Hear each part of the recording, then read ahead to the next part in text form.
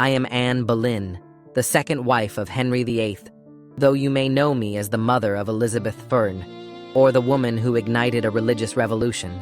My story is one of ambition, love, power, and ultimately, betrayal. I rose higher than any woman of my time dared dream, and fell further than any queen before me. Born around 1501 at Hever Castle in Kent, I was not destined for greatness by birth alone. My father, Thomas Boleyn, was an ambitious courtier who understood that knowledge was power. Unlike most women of my era, I was educated in the finest courts of Europe. At 13, I was sent to the court of Margaret of Austria in the Netherlands, then to France, where I served Queen Claude. These years shaped me. I learned languages, music, dance, and most importantly, the deadly game of court politics.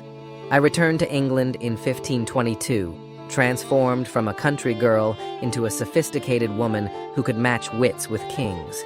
The English court was a stage where every glance, every word, every gesture carried meaning.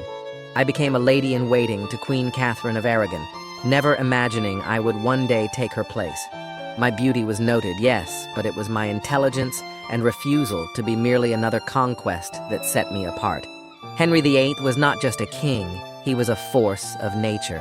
6 feet tall, athletic, cultured, and utterly convinced of his divine right to rule.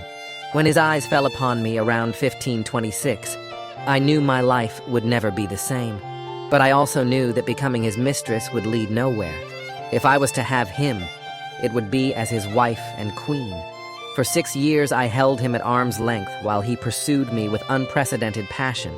His love letters reveal a man desperate, vulnerable, promising me his heart and his crown.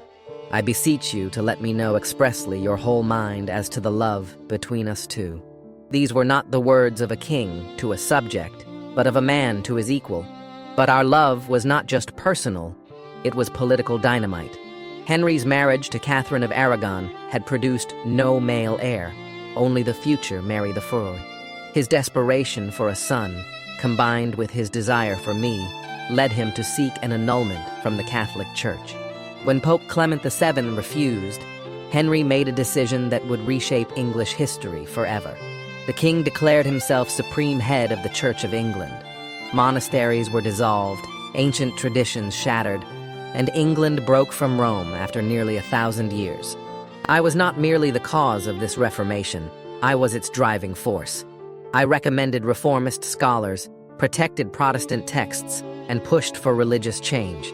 In November 1532, I finally surrendered to Henry, and by January 1533, we were secretly married. I was already carrying our child, the future Elizabeth IV. On May 28, 1533, Thomas Cranmer, Archbishop of Canterbury, declared Henry's marriage to Catherine invalid. 3 days later, I was crowned Queen of England in Westminster Abbey. The coronation was magnificent, yet the crowds were largely silent. Many still saw me as the concubine who had displaced their beloved Catherine. I wore purple velvet, my hair flowing freely as tradition demanded, my belly swollen with England's hoped-for prince. I was 26 years old, and I stood at the pinnacle of power. On September 7, 1533, I gave birth to Elizabeth. Henry's disappointment was palpable, another daughter when he desperately needed a son. Yet I proclaimed confidently, "This child will be England's greatest monarch." How prophetic those words would prove to be. Success breeds enemies, and I had many. The old nobility resented my rise from relative obscurity. Catherine's supporters never accepted me as legitimate queen. Most dangerous of all, Henry's affections began to wander. By 1535, his eyes had turned to Jane Seymour, one of my own ladies-in-waiting. 3 miscarriages followed Elizabeth's birth. With each lost child, Henry grew colder, more suspicious. He began to see divine punishment, where once he had seen divine blessing. The woman who had given him religious independence was now, in his mind, cursed by God. Thomas Cromwell, Henry's chief minister, saw which way the wind was blowing. To secure his own position and facilitate Henry's desire for a new wife, he began weaving a web of accusations. I was charged with adultery with 5 men, including my own brother George. The charges were fabricated, But in Tudor England, the king's word was law. On May 2nd, 1536, I was arrested and taken to the Tower of London, the same fortress where I had stayed before my coronation, now my prison. The trial was a mockery of justice. How could I, constantly watched and surrounded by attendants, have conducted multiple affairs? The evidence was gossip, speculation, and forced confessions. I stood trial not just as an accused adulteress, but as a queen defending her honor. I denied every charge with dignity and intelligence, challenging my accusers at every turn. I have been faithful to my husband always, I declared. But the verdict was predetermined. I was condemned to death. On May 19, 1536, I walked to my execution at Tower Green. I had requested a French swordsman rather than the crude English axe. My final assertion of the refinement that had first caught Henry's eye. I addressed the small crowd with composure. I pray God save the king and send him long to reign over you, for a gentler nor a more merciful prince was there never. With one swift stroke my life ended, but my legacy had only just begun.